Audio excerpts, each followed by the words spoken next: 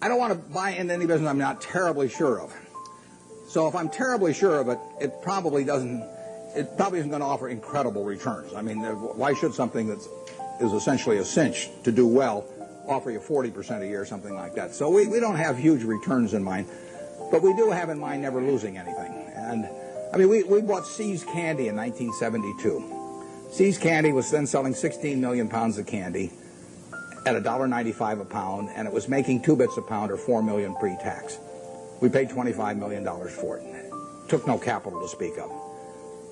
When we looked at that business, basically my partner Charlie and I really decided whether there was a little untapped pricing power there. In other words, whether that $1.95 box of candy could just as easily sell for $2 or $2.25. If it could sell for $2.25, another 30 cents a pound was $4.8 million on 16 million pounds, which on a $25 million purchase price was fine. We didn't do any, we've never hired a consultant in our lives. Our idea of consulting is go out and buy a box of candy, and eat it.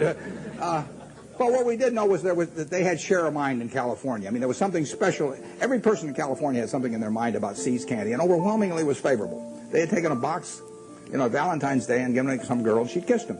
If she'd slapped him, we'd have no business. But as long as she kisses him, that's what we want in their mind. See's Candy getting kissed. And if we can get that in the minds of people, we can raise prices. And I bought that I bought it in 1972. Every year I raise the price on December 26th. I raise it the day after Christmas so that everybody, because we sell a lot at Christmas. In fact, we'll make $60 million this year. We'll sell 30 million pounds, make $2 a pound. Same business, same formulas, same everything. $60 million still doesn't take any capital.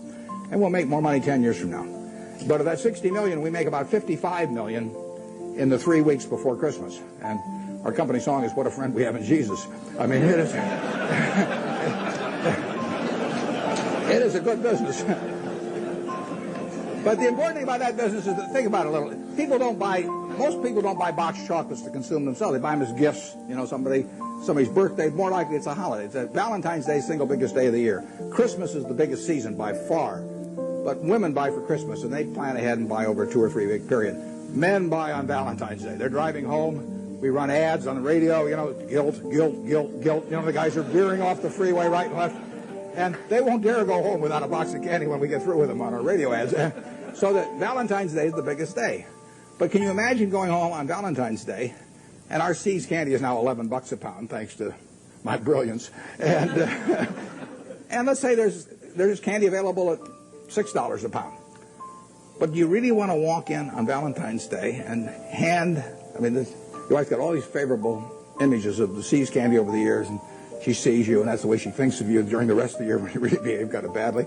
And you walk in and say, "Honey, this year I took the low bid," and then hand her a box of candy. I mean, it just isn't going to work.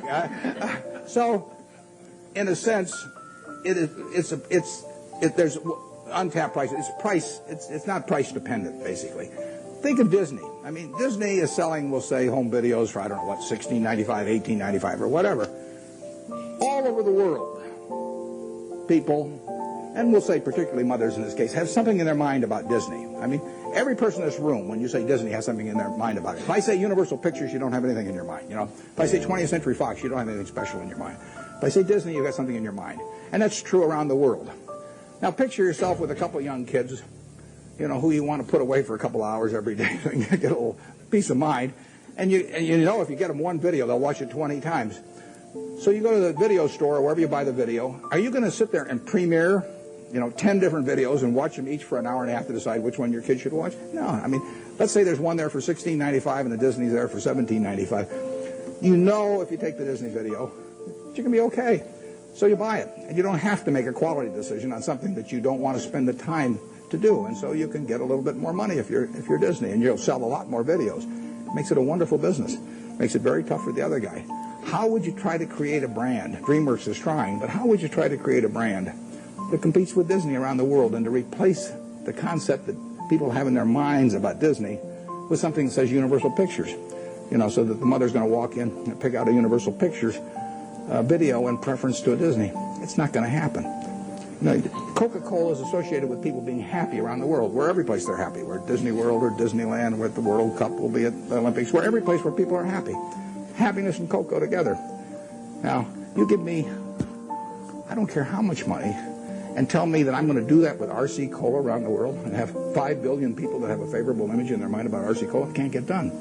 You know, and you can fool around with you can do anything you want to do. You can have price discounts on weekends and everything, but you're not going to touch it. And that's what you want to have in a business. That's the moat. And you want that moat to widen.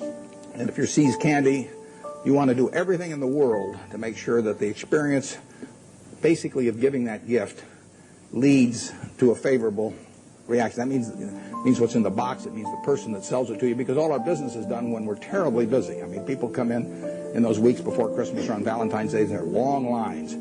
So at 5 o'clock in the afternoon, some woman is selling the last person the last box of candy, and that person's been waiting in line for maybe 20 or 30 customers.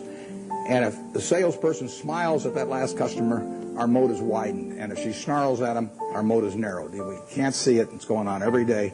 But that's the key to it. I mean, it's a total part of the product delivery is having everything associated with it, say, See's Candy, and something pleasant happening. And that's what business is all about.